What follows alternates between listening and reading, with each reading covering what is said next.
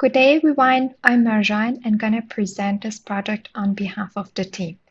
Aim of the project was to improve the external thermal comfort on Nelspruit University campus in South Africa. In this presentation, the comfort assessments by computational simulation and in-situ measurement have been proposed for different design stages. The focus of this talk is about thermal comfort in outdoor spaces.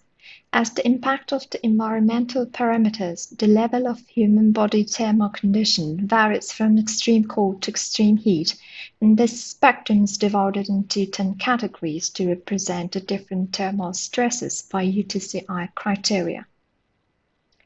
Let's start with measurement. The usage of measurement starts from the very early stages of the design when we need to learn about the context and built environment.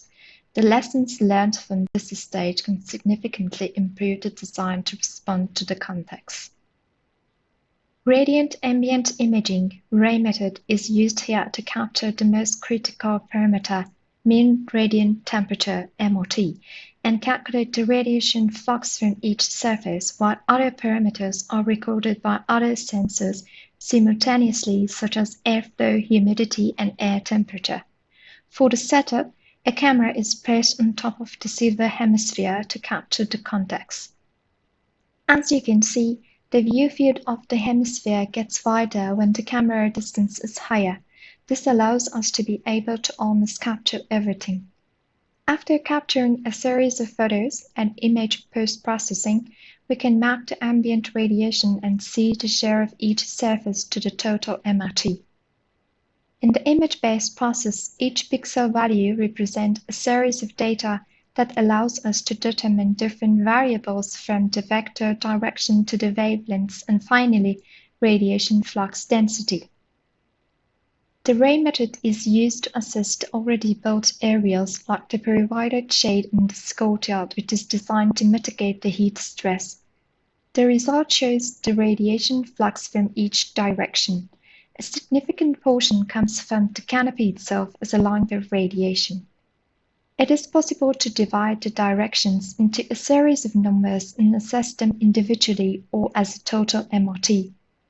As is shown in this diagram, the lowest radiation comes from the area including the sky and highlights the role of the sky to be considered as a cool surface.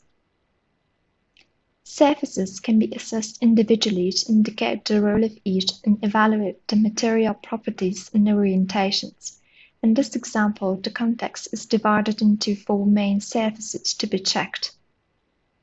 As is shown, the canopy represents a surface with 45 degrees Celsius with 0.3 view factor. The next part is simulation assessments. North part of the Nelspruit campus is selected to be simulated based on the outdoor comfort to highlight the most effective parameters and critical conditions.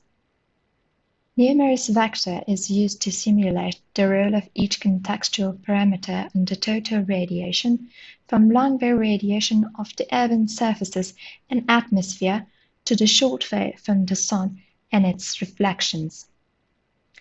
A series of analysis and calculations are executed in parallel to achieve the other parameters beside MRT to be overlaid by UTCI criteria.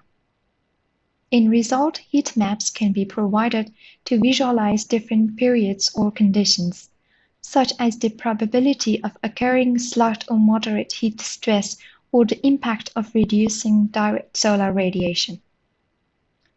To simplify the process and make it more digestible, different geometrical morphologies are categorized and assessed separately like canyons, courtyards, and squares. Then these categories are considered in different periods, and the relevant design strategies are suggested and implemented to improve the comfort conditions. Next, the in-situ measurement method has been applied in the final stages of the construction to evaluate the performance of the external spaces and to suggest the required adjustments.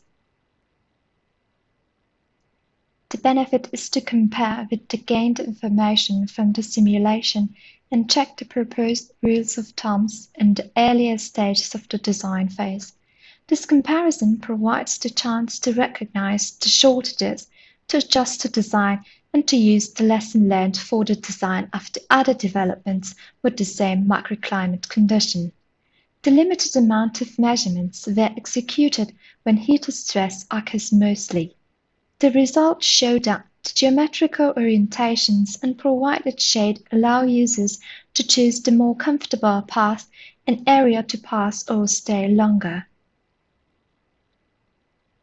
To conclude, the main purpose of this project is to indicate the benefit of application both of the simulation method and the in-situ measurement technique by clarification the advantages of each of them in the design process to improve the thermal comfort in the outdoor spaces. Both methods can be beneficial in different stages of design based on their capabilities in the post-processing section. Thanks for listening. I hope you enjoyed it, and please let us know if you have any questions or comments.